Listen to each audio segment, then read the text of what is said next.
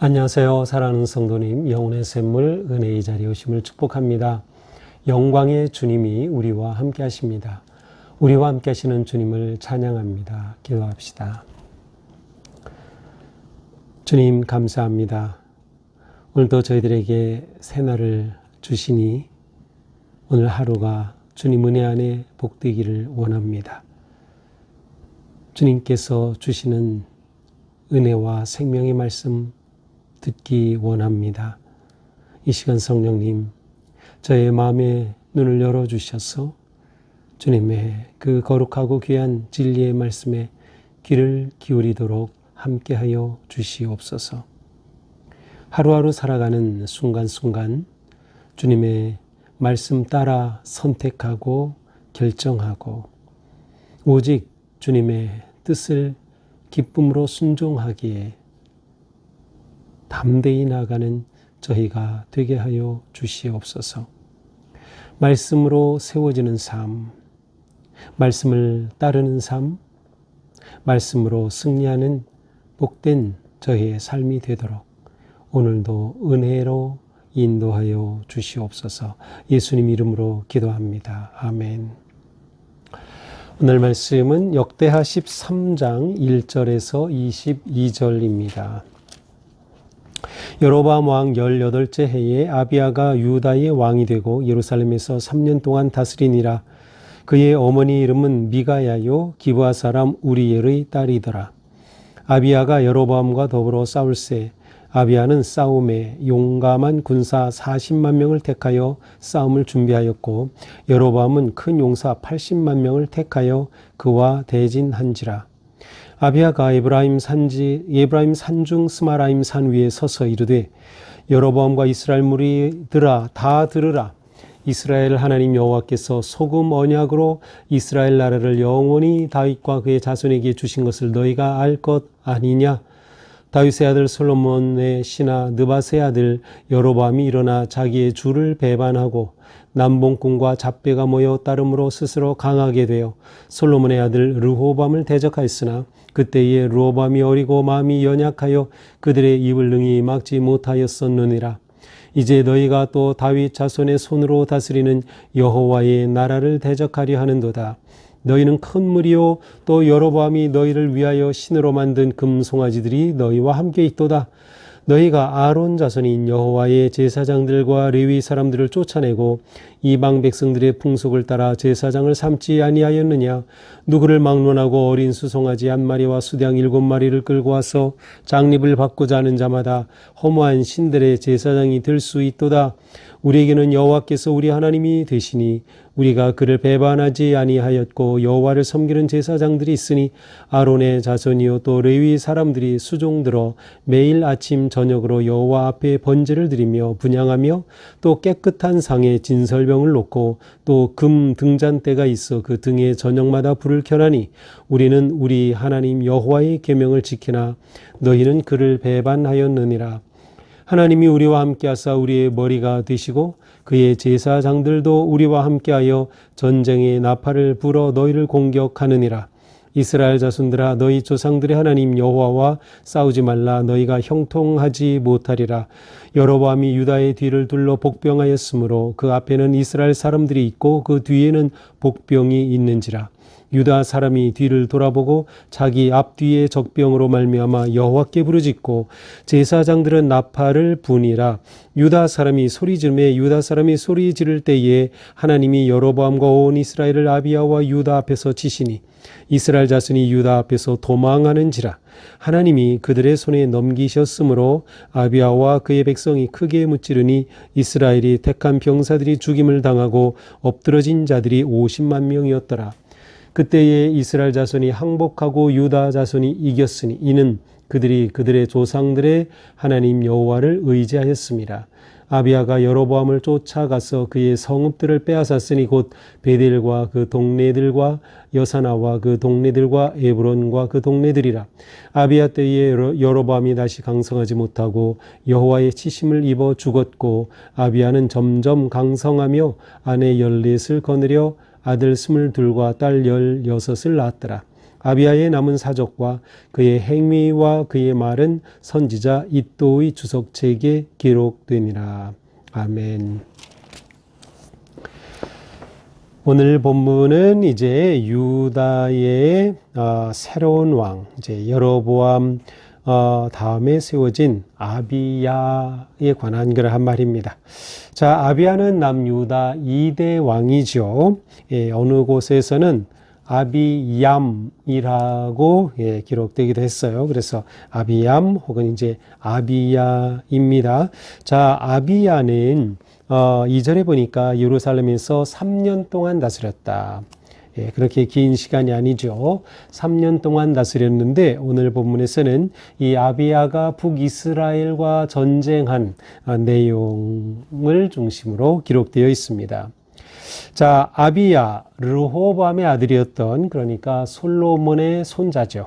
이 아비야가 이제 유다의 왕이 되고 이제 3년 동안 다스릴 때 여로보암과 더불어 싸웁니다. 여로보암은 솔로몬의 신하였고 이집트에 피난했다가 도망했다가 망명했다가 이제 르호보암이 왕이 될 때 돌아와서 이스라엘을 반으로 쪼개고 북쪽에 10지파로 따로 국가를 세웠던 그러한 북이스라엘의 초대왕 바로 여로보암이었어요.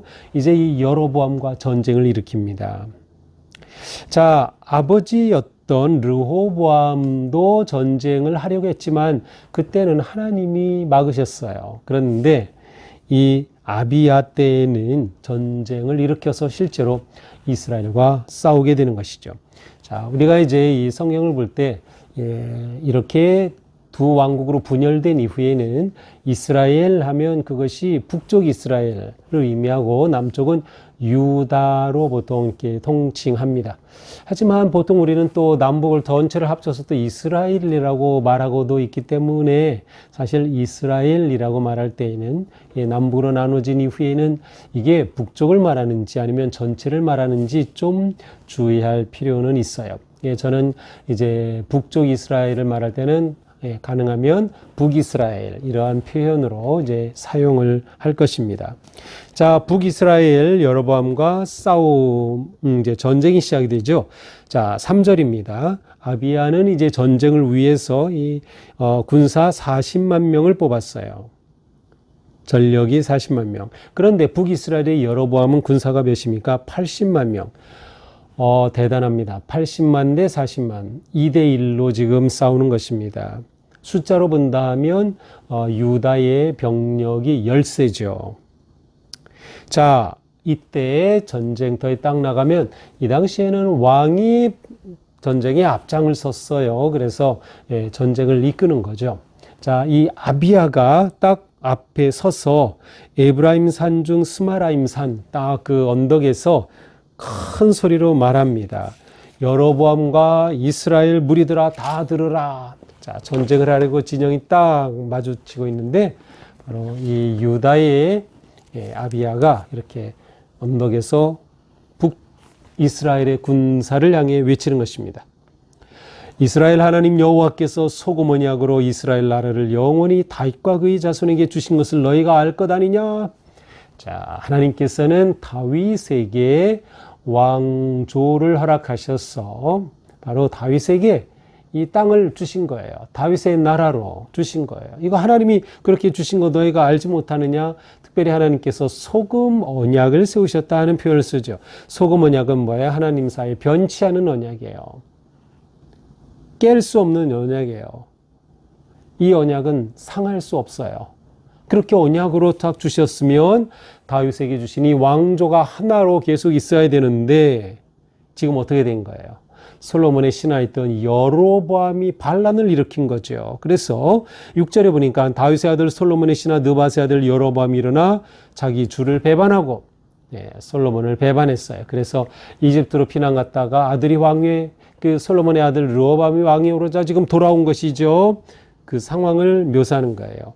남봉꾼과 잡배가 모여 따름으로 스스로 강하게 되어 솔로몬의 아들 르호밤을 대적하였으나 여로보암이 이집트에서 돌아와서 다른 사람들, 신하들, 백성들을 다 규합을 했어요. 근데 이들을 가리켜 뭐라고 해요? 남봉꾼과 잡배, 여로보암을 따른 자들이에요. 여로보암을 따른 자들은 이렇게 표현하고 있어요. 남봉꾼과 잡배가 모여가지고 르호보암을 대적하는데 그때 르호보암은 어려서 면약하고 마음이 어려서 그들의 입을 등이 막지 못하였느니라. 그때 이 르호보암, 솔로몬의 아들 르호보암이 너무나 연약했기에 이것을 막지 못했다.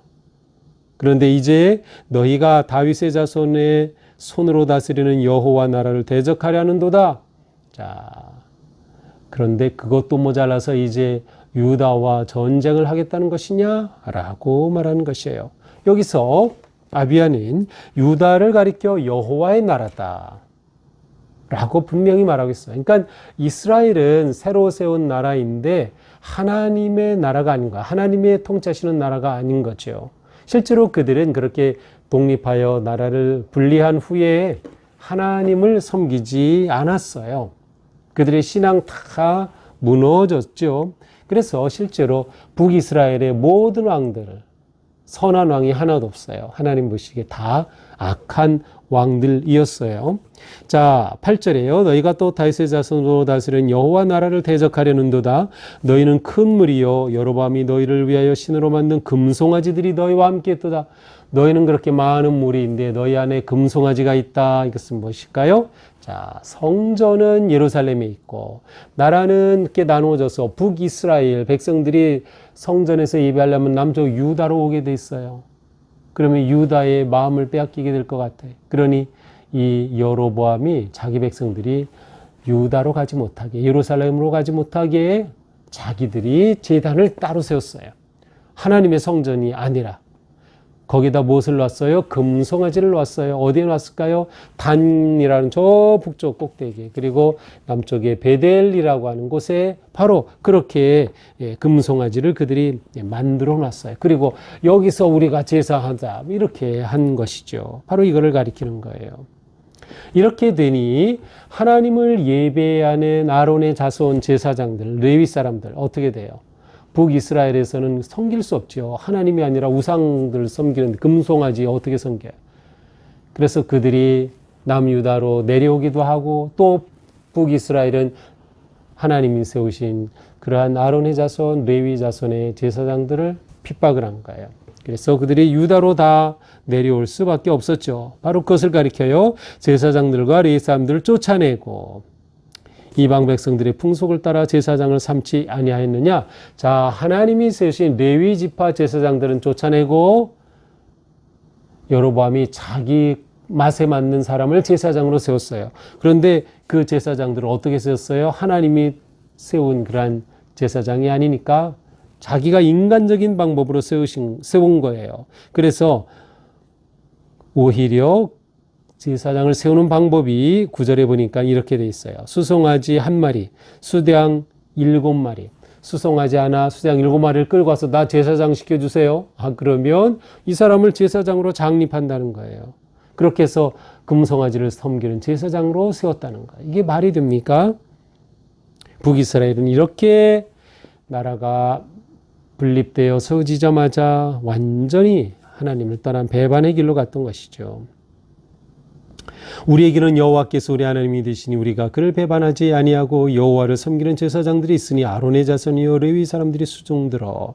자, 이거 봐라. 남유다, 우리에게는 진짜 하나님이 세우신 그러한 제사장들이 있다. 우리는 배반하지 아니한 백성들이다. 여호와를 섬기는 제사장이 있다. 우리에게는 아론의 자손이 있다. 레위 사람들이 우리를 수종든다. 이 북이스라엘 병사들에게 이 상황을 얘기하는 거죠. 야, 정말 우리가 이게 잘못한 거구나 라는 것을 그들이 깨닫기를 원했던 것 같아요. 자, 우리는 이렇게 계명에 따라서 여호와께 순종하며 하나님이 받으시는 제사를 참된 제사장들을 통해 드리고 있다. 하지만 너희는 금송아지를 섬기는 자들이 아니냐. 자, 우리들은 어떻게 예배를 해요? 11절에 보니까 여호와 앞에 번제를 드려요. 분향을 해요. 진설병을 놓죠. 그렇죠. 성서에 진설병을 놓고 또 금 등잔대도 있어요. 저녁마다 불을 켜면서 하나님 여호와의 계명을 지키는 거예요. 이게 진짜 예배죠. 이게 진짜 하나님께 드리는 제사죠. 이게 성전을 통해 드려지는 제사죠. 우리는 지금 이렇게 하고 있지 않느냐? 그런데 너희들은 완전히 거짓된 그러한 제사를 하고 있다. 자, 하나님이 우리와 함께하사 우리의 머리가 되신다. 그의 제사장들도 우리와 함께하여 전쟁의 나팔을 불어 너희를 공격한다. 자, 지금 이 전쟁할 때 방식 가운데 하나는 제사장들이 나팔을 불고 앞장서는 거였어요. 자, 이렇게 우리는 하고 있다. 그러니 뭐라고 말해요? 이스라엘 자손들아, 북이스라엘을 향해 말하는 거예요. 너희 조상들의 하나님 여호와와 싸우지 말라. 너희가 형통하지 못하리라. 우리와 싸우는 것은 너희가 여호와와 싸우는 것과 같아. 그러니 너희들 돌아가. 전쟁하면 너희가 죽어. 여호와와 대적하지 마. 여호와 하나님이 우리와 함께 하시는 거야 라고 말하는 거야. 너희가 형통하지 못한다. 너희 싸워봤자 패배한다. 자, 그런데 이러한 상황 속에서 북이스라엘의 여로보암이 80만 병사 중에 일부를 데리고 남유다의 병사들 뒤쪽으로 가서 협공을 하려고 딱 작전을 세운 거예요. 그래서 유다 뒤쪽으로 가서 복병을 세워놨어요. 그러니 큰일 났어요. 유다가 샌드위치가 된 거죠. 유다 백성들이. 북이스라엘의 병사들이 앞뒤에서 공격하는 그런 상황이 되고 말았어요. 유다 백성들, 유다 병사들이 뒤돌아보니까 앞에도 적병이 있는데 뒤에도 지금 북이스라엘의 군사들이 있는 거예요. 그러니 어떻게 합니까? 14절 여호와께 부르짖었어요. 하나님 이거 어찌된 일입니까? 그리고 제사장들이 나팔을 불었어요. 유다 사람들이 소리를 지릅니다. 하나님께 부르짖었어요. 자, 그때 무슨 일이 일어납니까? 하나님께서 15절 여로보암과 온 그 북이스라엘을 아비야와 유다 앞에서 치시니. 누가 치셨어요? 하나님이. 군사적으로 열세, 2대1로 열세였던 유다였는데 하나님이 치신 거예요. 이렇게 되니 어떻게 됩니까? 이스라엘 자손, 이스라엘 병사들이 다 놀라가지고 유다 앞에서 도망하는지라 하나님이 그들을 넘기셨기 때문이다. 이렇게 되자 아비야의 남유다의 병사들이 용기를 얻어가지고 전쟁을 하고 그들을 무찔렀어요. 그 병사들을 죽였는데 엎드러진 자들이 50만 명, 80만 명의 병사 중에 50만 명이 엎드러졌어요. 그렇게 북이스라엘은 참패를 하고 만 것이죠. 결국 18절 북이스라엘이 항복을 합니다. 그리고 남유다가 승리를 하지요. 왜 그랬어요? 성경은 말합니다. 이는 그들이 남유다예요. 그들의 조상들의 하나님 여호와를 의지하였습니다. 유다 병사들이 또 유다 왕이 오직 여호와를 의지하였기 때문이다. 전술 전략이 좋았기 때문이 아니죠. 군사력이 뛰어났기 때문이 아니에요. 아비야는 여로보암을 쫓아가서 그 성읍들을 빼앗았어요. 자, 이 전쟁에서 승리했을 뿐만 아니라 북이스라엘에 속하였던 곳을 빼앗았어요. 베델과 동네들과 여사나와 동네들, 에브론과 동네들을 다 빼앗았어요. 그래서 유다의 땅으로 만들어 버리는 것이죠. 여로보암은 이 전쟁에서 패한 후에 그는 아무런 힘을 쓰지 못합니다. 그리고 하나님께서 치시니 결국 그는 죽고 말았어요. 반면에 남유다는 아비야는 점점 강성해졌고 그리고 그 가정에 아내가 14, 22 자녀들이 뭐 이렇게 이것은 그 강성해졌다는 것을 표현하는 그러한 내용이지요. 아비야의 남은 사적과 행위, 말은 선지자 이또의 주석책에 기록되었다. 이렇게 아비야가 전쟁을 했고 그가 짧은 기간 유다를 다스렸지만 그 3년 기간 동안에 다스렸던 모든 행적들은 어디에 기록되어 있어요? 이또의 주석책에 기록되어 있다. 자, 이렇게 아비야는 그 인생을 마칩니다. 그 다음에 원래 이제 14장 1절까지 오늘 본문이 되어 있는데 사실은 뭐 그렇게 안 해도 괜찮고요. 22절까지 또 14장 1절은 이 아비야가 죽어 장사가 됐다라는 그런 내용을 포함하고 있습니다. 자, 이렇게 하여서 2대 왕이었던 아비야 때에 있었던 전쟁을 중심으로 하나님께서 북쪽 이스라엘을 어떻게 치셨고 남유다가 어떻게 하나님의 은혜로 승리하였는지를 보여주고 있습니다. 자, 오늘 말씀을 보면서 우리는 정말 하나님께 울부짖고 하나님께 순종하고 여호와를 섬길 때 그것이 진정한 승리의 길이 된다라는 것을 볼 수 있어요. 계명을 따르고 예배할 때 하나님께서 그들을 지키시고 보호하여 주셨어요. 그들을 승리의 길로 인도하여 주셨죠. 핵심은 뭐예요? 하나님이 함께 하심이었어요. 그리고 유다는 함께 하시는 하나님을 신뢰하였어요. 아비야의 그 선포한 내용을 보면 그들이 전적으로 하나님을 의지하고 있음을 우리는 볼 수 있는 것이죠. 하나님의 율법을 지키고 따르며 하나님을 바르게 예배할 때 진정한 승리와 영광이 임한다라는 것이죠. 하나님이 함께 하심을 온전히 신뢰하고 하나님을 의지하는 것이 너무나도 중요한 것이죠. 하나님이 함께 하신다는 거 봐요. 하나님이 내 편이신 거예요. 언제? 내가 그 하나님을 온전히 예배하고 섬김으로 내가 정말 하나님 편에 설 때 하나님은 우리에게 승리를 주신다. 또한 그들이 이 유다 군사들이 이 딱 위기가 딱 몰아쳤을 때 그들이 한 것은 무엇이에요? 하나님께 부르짖었어요. 하나님을 향해 기도했던 거죠. 하나님의 도우심을 구했던 것이죠. 바로 이것이 중요합니다. 하나님께 부르짖으라. 하나님께 구하라. 이것이 진정한 승리의 길이에요. 기도라는 것은 무엇이에요? 하나님을 이 문제가 있는 이 지금 위기 가운데는 그 자리에 하나님을 초대하는 거예요. 하나님을 초대해서 하나님께서 이 일을 다스리도록 부르는 그것이 바로 기도가 아닐까요?